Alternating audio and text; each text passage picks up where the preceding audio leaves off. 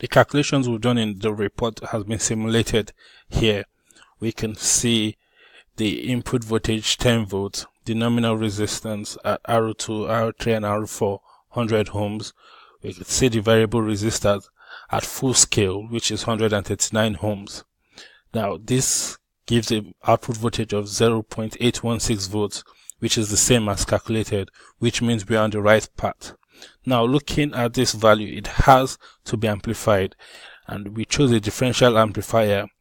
After calculating the value of resistance, we had 123 ohms on one side and 1000 ohms on the other side.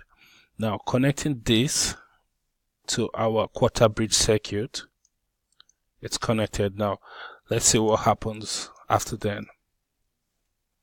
We have a value 0.096 volts. This is the output that has been amplified. Now this output, when calculated or wasn't calculated, was given.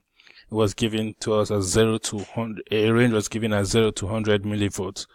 100 millivolts at full scale, which is 0.1 volt. We could see that is similar to this value here, 0.1 volts. Similar to this, when approximated, it's almost the same thing. So we could say our project is a success given this value. I would also want to point out the reduction in the output voltage here. This is due to the resistance from the amplifier when connected to the quarter bridge circuit. Thank you very much.